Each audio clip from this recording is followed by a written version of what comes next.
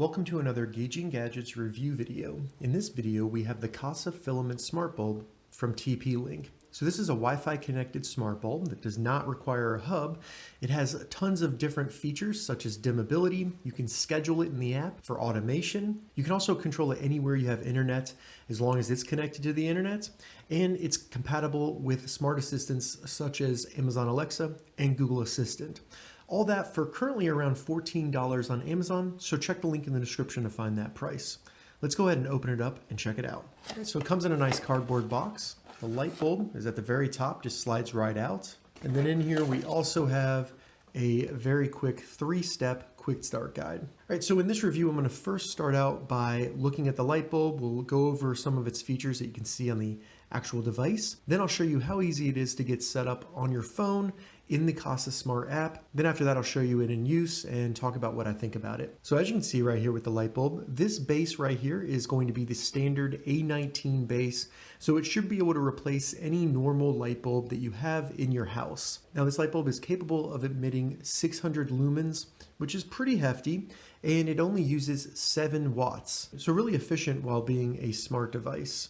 As you can see right here, we have a nice Kasa Smart logo on it, and you can see within the bulb right here, the filaments that have LEDs. This is a really good looking light bulb, especially with the newer style of having the filaments exposed. It looks really cool. And you can dim this down so that it's not too bright to look at. The bulb up here is glass, so it's going to just be like a normal light bulb. It's not going to be plastic and cheap. This has a really good feel to it. It's still very lightweight though. Looking at the bottom down here, everything feels very high quality. There's nothing loose or seems like it's going to break. This is metal right here around the base, and then this is all metal right here with a little bit of plastic, but everything seems very high quality. As you can see on the back right here, this is made in China, and the model number is the KL50.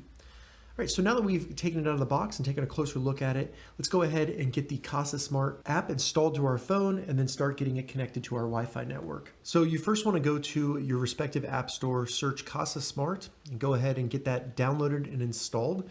Check the description. I'll have direct links down there for Android phones as well as iPhones as well. Once it's installed, open it up. And the first time you open it up, you'll need to either create an account or log in. Once you get into your account, the first thing we need to do to start getting the light bulb set up is just simply hit the plus symbol in the top right of the app and then just choose devices. Within the list of available devices, we're just going to select smart lights. And then as you can see, the 4th device down is going to be filament LED bulb. KL50 is listed, so we're going to select that. And now we need to actually install the light bulb so that it has power.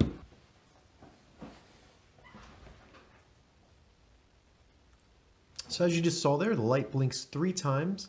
Once it has blinked 3 times, that means it's ready to actually pair. So hit next, and the light bulb is actually now emitting its own Wi-Fi network. So we need to connect our phone to that Wi-Fi network so that we can communicate with the light bulb. On an iPhone, you simply open up the settings, then go to Wi-Fi, and in the new networks, look for TP Link Smart Bulb, select that. Once it connects, go back to the Kasa Smart app and hit I'm already connected. After that, you need to tell the light bulb which Wi-Fi network you want it to connect to. So I'm going to select my network here. Go ahead and enter your password and select join.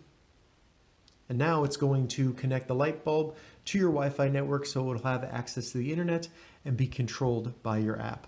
After that, you need to name the device, and keep in mind when you're naming it, this is the name you'll use when controlling the light bulb with your smart assistants. It needs to be something you can easily say that you can also remember as well. So I'm just going to name it Sunroom. After that, we need to choose an icon for this device, and this just makes it easier to see in the list of devices you have.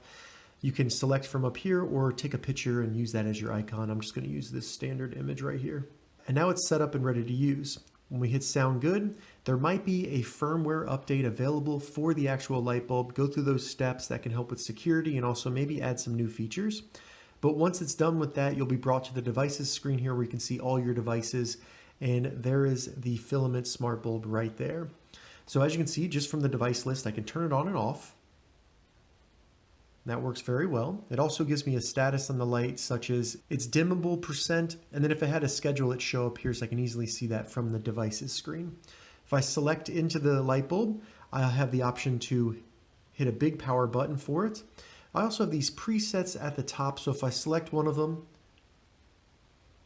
it'll bring it down to that preset of 1%, 25%, 75%, and then 100. And those can all be customized to whatever you want. Additionally, at the bottom here, under the power button here, I have the ability to change between power and brightness.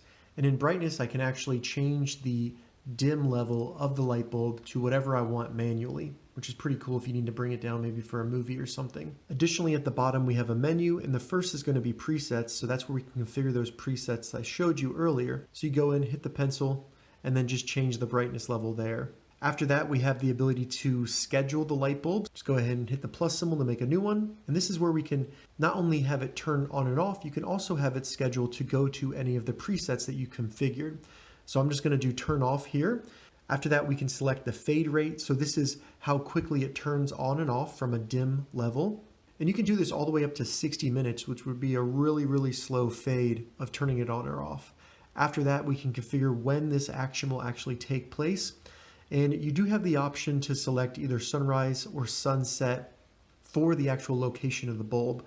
So if you wanted to have it turn off in the morning at sunrise or turn on around sunset, you can do that here. So I'm going to set that. And then at the bottom, you can choose which day of the week this will actually repeat. Once you're done, hit save. It'll take you back to the schedule screen where you can see all the schedules here. And this light bulb should turn off at 1:58. All right, so 1:58 and the light bulb turned off. Very cool. And I've never had a problem with any of my devices when it comes to scheduling. It's always extremely reliable. Additionally, in the app down here next to schedule, we have usage. And this will tell you the usage for today, not only in the time, but also in your kilowatt hours. So if you're trying to see how much money you're spending, that's where you can see it. You can swipe from right to left and see for the past 7 days and also for the past 30 days. And at the bottom here, it tries to figure out your energy savings compared to a standard 40-watt light bulb, which if you think about it, this being 7 watts compared to 40, there's a lot of difference there. When we go back, that's basically everything in the app for controlling how the light bulb works. We can then go up into the settings by selecting the gear. And first you can change the name and the icon. So if you needed to do that for your smart assistant, or maybe you're moving it into a different room, you could do that there. And then at the bottom here, we have default states. And this is kind of important. So when it says from power source, so say you have this hooked up to a light switch and someone comes in the room, they turn it off and then they turn it back on. In this setting, you can configure what happens when that light is turned back on from the power source, so from the light switch rather than the app. And I like to do candle light 100%. So if the person using the light switch doesn't know it's a smart bulb, they'll just think that it's a regular bulb because the light turned all the way on. But you can set it to be whatever you want in here. But I just wanted to show you how to do that because I think it's important to know when switching to a smart bulb. Next in the system settings in here, you can also delete the device from your account. And this can be useful if it breaks and you want to remove it, or if you sell it or something like that. All right, so that's everything within the app. Now we'll do some testing and I'll show you what it looks like around my house. So I wanted to give you a closer look at the actual filaments here when they're lit up. Looks pretty cool. And if I go up a little bit higher in percentage, you can kind of see what that looks like. One thing I've noticed is fingerprints on this bulb really show up. So if you're going to put it up and you want people to actually be looking kind of as a decorative piece, you want to make sure you clean this off because this really grabs fingerprints. So I have a light switch here, and then I have the light out here in my sunroom. And as you can see, I can turn off the light with the switch, turn it back on, and the light comes on full power. That kind of goes into what I was saying about the status when you turn it back on from the power source. Now it works really well with the app. Out here, I can turn it on and off if I leave it on or something. And then I also like that I can very easily dim it down. And that makes it a little bit lighter in here, all the way down to 1% as a little night light just for navigating, things like that. As you can see, at 100%, it is very bright, and this room is fully lit.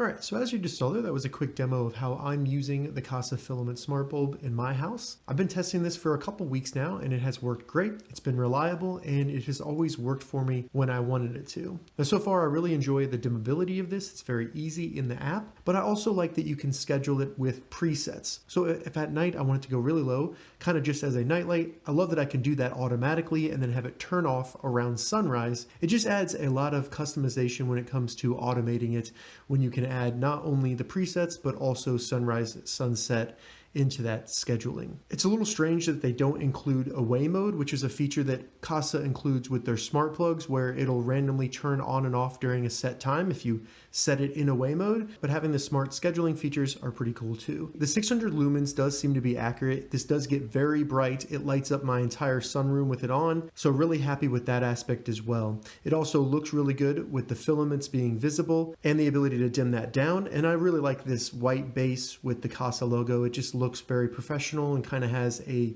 modern look to it. Overall, I would highly recommend this device. I think it's really low cost. You can use it from anywhere in the world without having to install a hub or anything like that, and it has really cool scheduling features as well as energy monitoring, so you can see how much money this is costing you to use.